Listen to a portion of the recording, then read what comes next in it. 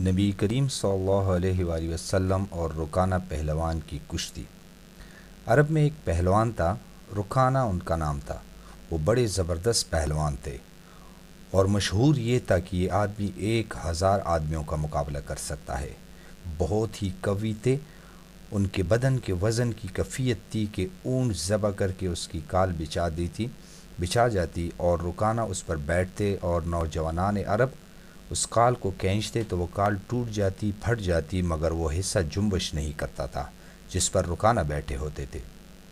حضور اکرم صلی اللہ علیہ وآلہ وسلم نے ان کے سامنے اسلام پیش کیا اور فرمایا، رکانہ، آخرت آنے والی ہے، کیوں اپنی عمر ضائع کر رہے ہو؟ اسلام قبول کر لو اور اللہ تعالیٰ کی طرف متوجہ ہو جاؤ۔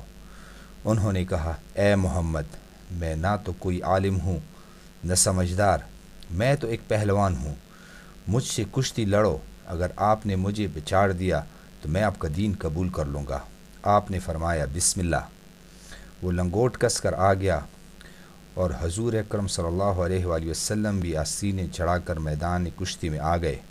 ایک داؤ پیچ کے بعد حضور اکرم صلی اللہ علیہ وآلہ وسلم نے اس کی کمر میں ہاتھ ڈالا اور ایک ہاتھ سے اس طرح اٹھایا جیسے کوئی چڑیا کو اٹھاتا ہے، اور آہستہ سے زمین پر رکھ کر چھاتی پر بیٹھ گئے اور فرمایا، رکانہ، اب کہو۔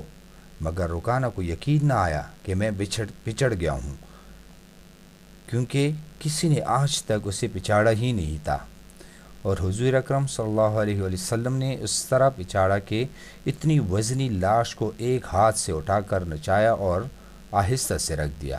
اس نے کہا، میں پچڑ گیا ہوں، مجھے یقین تو نہیں آیا، ایک دفعہ اور کشتی لڑو۔ حضور صلی اللہ علیہ وآلہ وسلم نے فرمایا، بسم اللہ۔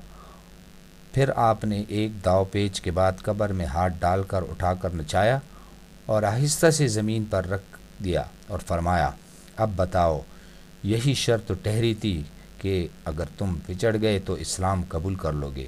اس نے کہا، محمد، یہ تو آپ کے بدن کی قوت تو ہے ہی نہیں کہ میری لاش کو چڑیا کی طرح اٹھا کر نچا دے، معلوم ہوتا ہے کہ آپ کے اندر کوئی چیز ہے۔